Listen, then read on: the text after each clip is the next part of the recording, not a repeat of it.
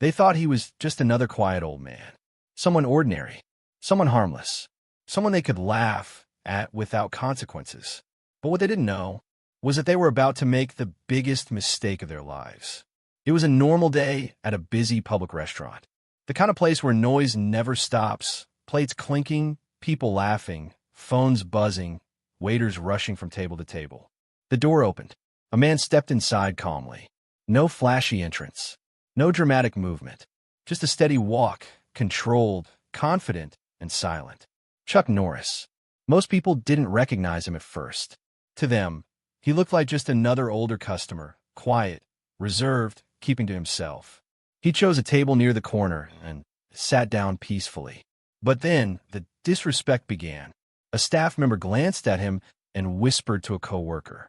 A group of younger customers nearby started snickering.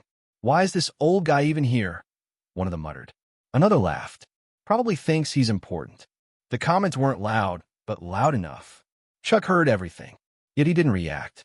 He didn't argue, didn't raise his voice, didn't even look in their direction. Instead, he simply waited. The waiter took too long to approach him. When they finally did, their tone was careless, dismissive. "What do you want?" the waiter asked rudely. Chuck calmly replied, polite and respectful. But the staff rolled their eyes. A few people in the restaurant noticed something felt off. There was something different about this man.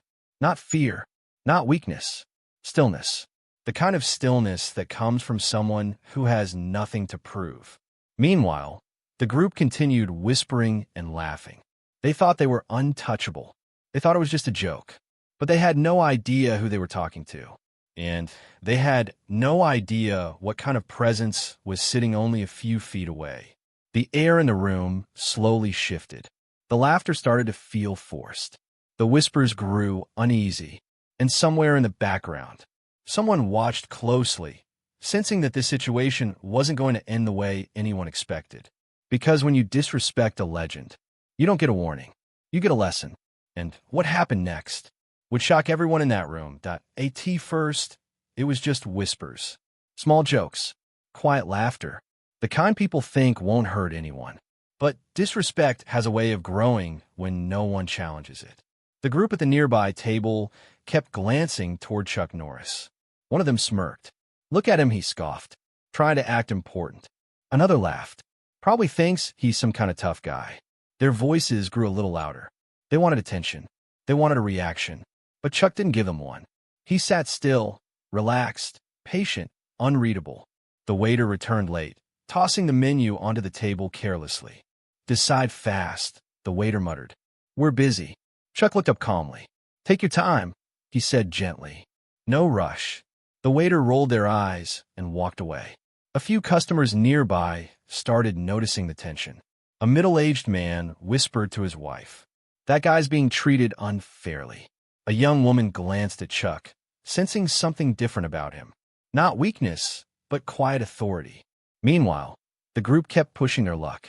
One of them stood up and walked past Chuck's table. "Careful, Grandpa," he mocked. "Don't break a bone trying to eat." The others burst into laughter. Chuck slowly lifted his eyes. Not angry, not emotional, just aware. He watched them without speaking. And for a brief moment, the laughter softened. Something in his gaze felt unsettling. Still, they ignored the feeling. They thought he was just another man they could disrespect. But people around them were starting to feel uneasy. The mood in the room changed, like the calm before a storm. Someone in the back quietly took out their phone, pretending to scroll, but secretly recording. Not because they expected violence, but because they sensed something important was about to happen. Chuck returned to his meal peacefully. He chewed slowly, sat straight, composed, while the insults continued in the background. "He should just stay home," one of them laughed. "Places like this aren't for guys like him." A few people frowned. Others stayed silent. No one wanted to step in. And Chuck still didn't react. Not because he was afraid. Not because he was weak. But because he didn't need to prove anything. Before we continue, where are you watching this from? Drop your city or country in the comments. Let's see how far this story reaches. And keep watching, because the tension is about to rise fast. Back in a restaurant, the disrespect slowly crossed from jokes into something more personal. One of the group leaned closer to Chuck's table. "So what do you do, old man?" he said sarcastically. "Retired from doing nothing." The table erupted in laughter again, but this time it sounded nervous. Forced, because something about Chuck's silence was starting to feel heavier. A child at another table stared at him with curiosity. The child's mother whispered, "He looks like someone important." A man near the counter shook his head quietly. "This doesn't feel right," he murmured. Still, the mockery continued, and the pressure kept building. Chuck placed his napkin down slowly. Not rushed, not aggressive, just calm. His presence alone began to shift the energy in the room, like a storm forming, without thunder yet.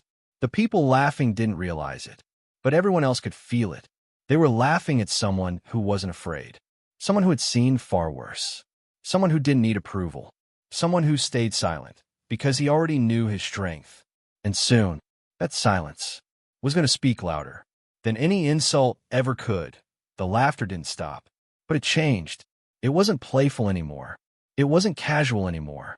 It started to feel cruel. The group grew bolder as they realized Chuck Norris wasn't reacting. In their minds, silence meant weakness.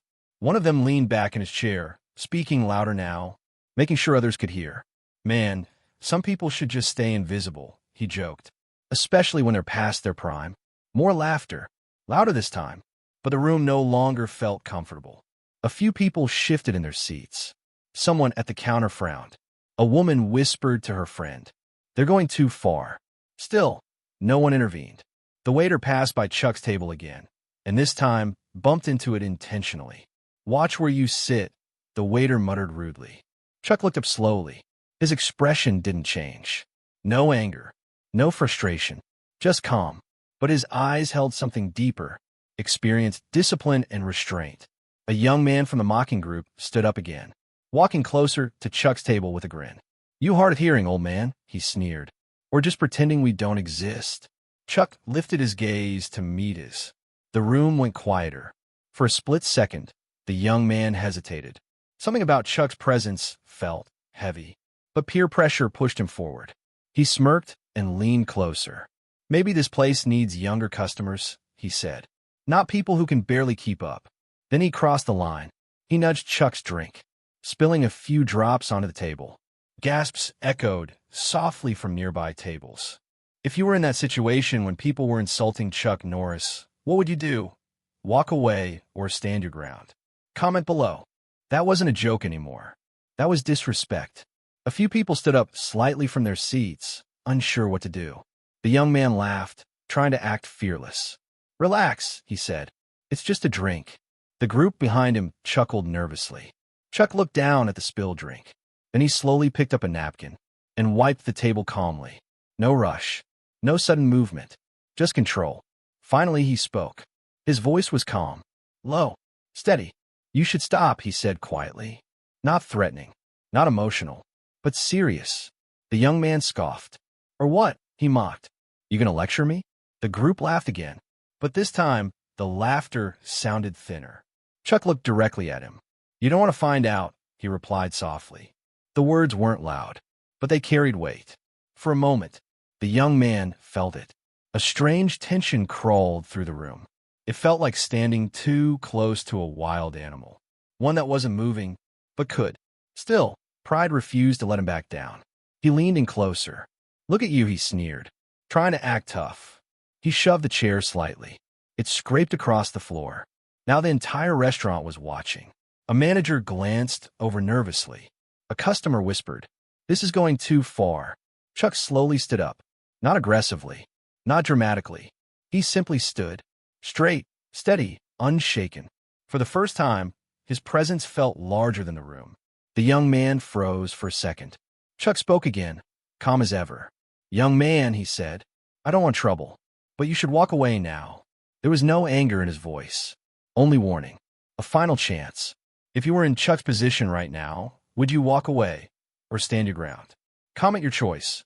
Walk away or stand strong. Back in the room, tension tightened like a rope being pulled. The young man hesitated. The laughter from his friends faded into uneasy silence. For a moment, it looked like he might back down. But ego won. He smirked again.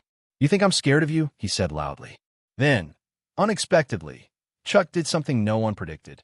Instead of focusing on the insult, he turned to a nearby child, who had been watching nervously. Chuck smiled gently at the child. You okay? He asked kindly. The child nodded. That small moment changed the energy. It revealed something important. Chuck wasn't here to prove strength. He wasn't here to dominate anyone. He was here to protect peace. The contrast shocked the room. Meanwhile, the young man felt embarrassed. Like the villain in a story he no longer controlled. He stepped back slightly, but the pressure remained. The room felt like it was holding its breath. Everyone sensed it now. This wasn't just about insults anymore. This was about respect, ego, and consequences.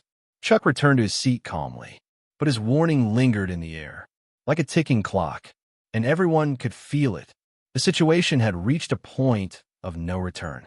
Something was about to change, something irreversible, and the people who started this were about to realize they had pushed the wrong person too far.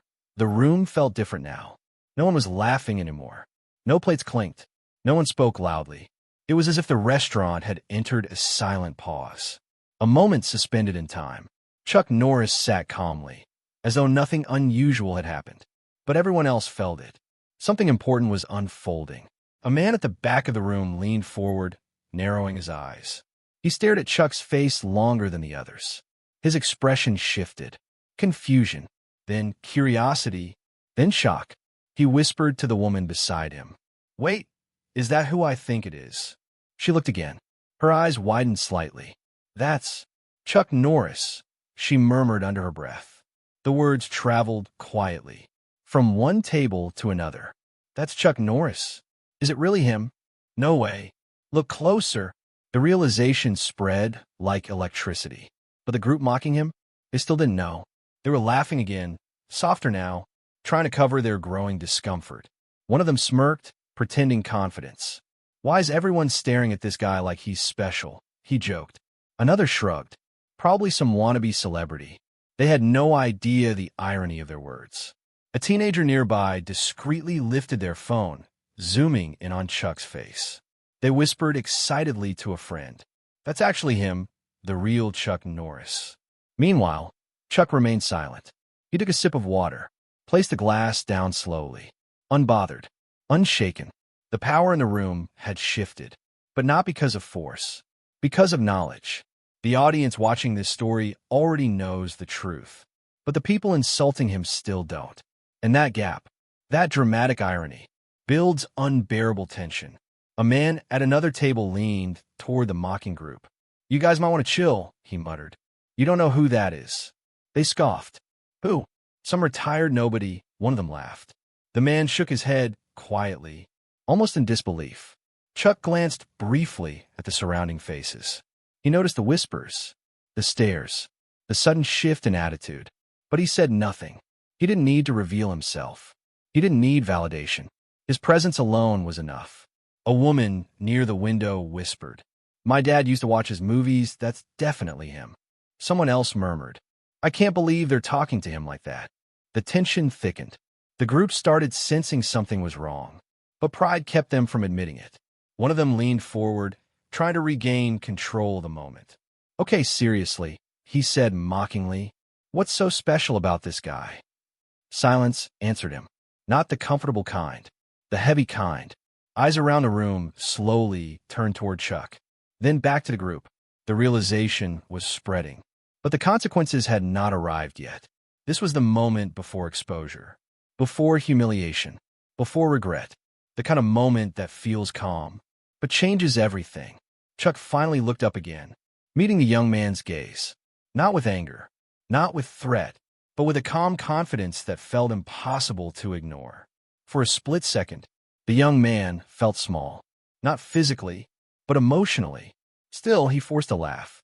Man, why is everyone acting like this is a big deal? He muttered. Behind him, one of his friends quietly whispered, Bro, I think that's Chuck Norris. He froze. What? He said quickly. You're joking. But doubt crept into his face. He looked again, really looked, and suddenly, the confidence in his expression started to crack. Around the room, People waited, not for violence, but for recognition, for the exact second when the truth would fully land. Because everyone knew, once his identity was fully understood, nothing would feel the same again. And the people who had been laughing, they were standing at the edge of embarrassment, seconds away from realizing they had mocked a living legend. The room felt like it was holding its breath.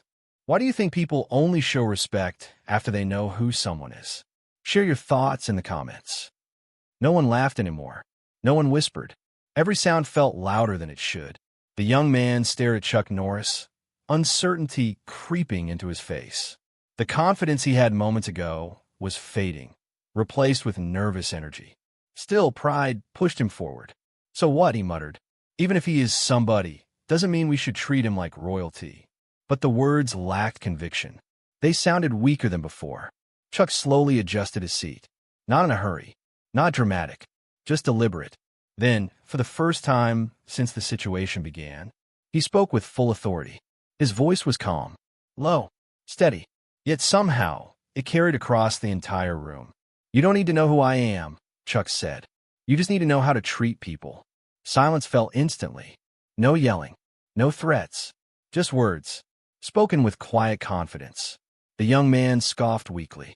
Man, don't lecture me, he said. You think you're better than us? Chuck looked at him directly. No, he replied. I think everyone deserves respect, even when they don't give it. That sentence hit harder than any insult. The power in the room shifted. Not because Chuck raised his voice, not because he threatened violence, but because he refused to lose control. The group looked at each other, unsure how to respond. Their jokes felt childish now. Their confidence felt fake. Chuck continued calmly. I've been in places where people lost everything.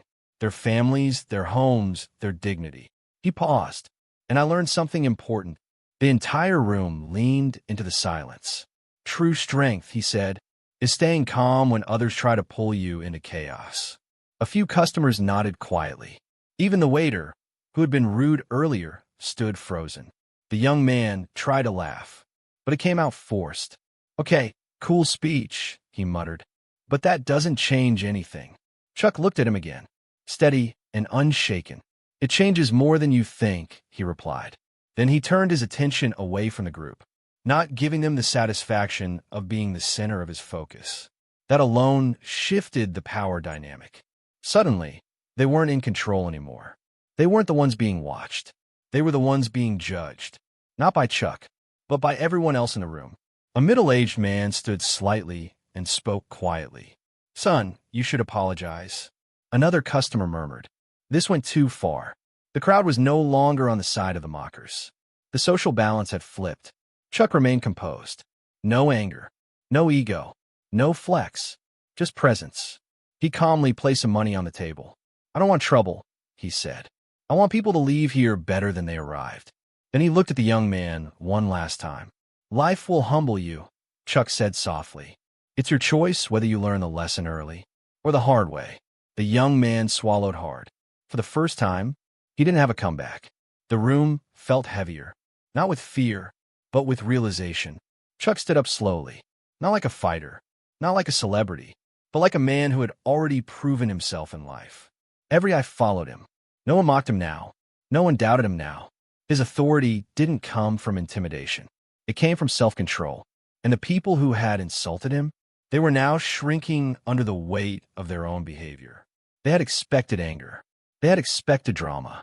Instead, they were met with calm power, the kind that makes people question themselves.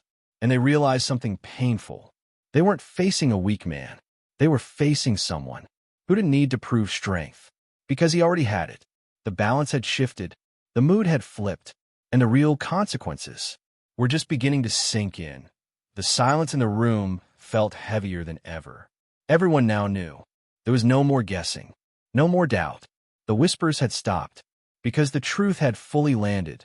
That man they mocked was Chuck Norris. The realization hit the group like a wave. The young man's face drained of color. His confident posture collapsed into embarrassment. One of his friends murmured under their breath, Man, we messed up.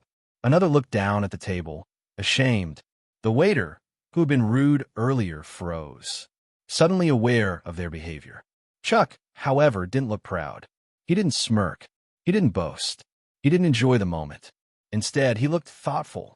The young man finally spoke, his voice quieter than before. "Look, I didn't know who you were," he said nervously. "We were just joking." Chuck turned slowly toward him. His expression remained calm, not angry, not satisfied. "Respect shouldn't depend on who someone is," Chuck replied gently. "It should depend on who you choose to be." The words landed deeper than any punishment ever could. The young man swallowed hard. "I'm sorry," he muttered. "Really?" Chuck nodded slightly. "I believe you," he said. "But remember this. You don't learn character by mocking others. You learn it by controlling yourself." The group looked around, feeling the weight of the room's judgment. People weren't angry. They were disappointed, and disappointment hurt more than anger. A woman nearby whispered, "He handled that with so much class." A man near the counter murmured, "That's real strength." Chuck turned his attention back to the restaurant staff. His tone remained respectful. "Everyone has bad days," he said, "but we should never take them out on strangers." The manager stepped forward quickly. "Mr. Norris, I apologize for how you were treated," he said sincerely. "That's not how we run our business." Chuck smiled faintly. "I'm not here for special treatment," he replied. "I'm here for fairness." The message was clear. He didn't want privilege. He wanted principle. Why do people only show respect after they know who you are? Drop your thoughts in the comments. We read them all. Chuck gathered his things calmly. Before leaving, he looked once more at the young man. "You still have time to become better," he said quietly. "Don't waste it trying to impress the wrong people." The young man nodded, ashamed but changed. As Chuck walked toward the exit, the room didn't erupt into applause. Instead, it sat in reflective silence. Because this wasn't about fame. It wasn't about intimidation. It was about humility. The people who insulted him had expected anger. Instead, they received a lesson. A lesson about ego. A lesson about dignity. A lesson about how true power doesn't need to shout. Someone whispered softly, "That's why he's respected." Chuck opened the door and paused briefly. Not to look back, not to brag, but to leave behind a presence. A reminder that respect should come before reputation. And for the people in that room, this wasn't just a story anymore. It was a moment they would never forget. A moment that would replay in their minds. Every time they thought about how they treat others, the door closed softly behind Chuck Norris. And just like that, he was gone. But the impact he left behind stayed in the room. For a few seconds, no one spoke. The group that had mocked him sat in silence. Not laughing, not joking, not proud anymore, just embarrassed. The young man stared at the table, replaying everything in his mind. The jokes, the insults, the moment he crossed the line. His friends avoided eye contact. They weren't laughing now. They were learning. A customer finally broke the silence. That man showed more strength by staying calm than most people do by getting angry. Another nodded. "That's real power." The restaurant staff began whispering too. "We handled that badly," one waiter admitted quietly. The manager addressed the room with regret. "We'll do better," he said. "No one should be treated like that here." And outside, the story began to spread. Someone uploaded the recording. People online praised Chuck's patience. Commenters called it a masterclass in self-control. Not because he fought, not because he shouted, but because he didn't need to. Meanwhile, the young man sat with the weight of the lesson. For the first time, he understood something real. True strength isn't about humiliating others. It's about mastering yourself. He whispered quietly to his friends. We judged him without knowing him, and that says more about us than him. The moment humbled him, and moments like that can change a person if they let it. Chuck Norris didn't leave behind fear. He left behind respect. He didn't prove his power through violence. He proved it through discipline, patience, and dignity. Because the real lesson isn't about fame. It's about how you treat people when you think they don't matter. Type respect if you believe everyone deserves dignity, no matter who they are. Tell us which part of this story hit the hardest. We use your feedback to make even better videos. More powerful stories like this are coming soon. Stay tuned. And remember, legends don't demand respect. They earn it through character.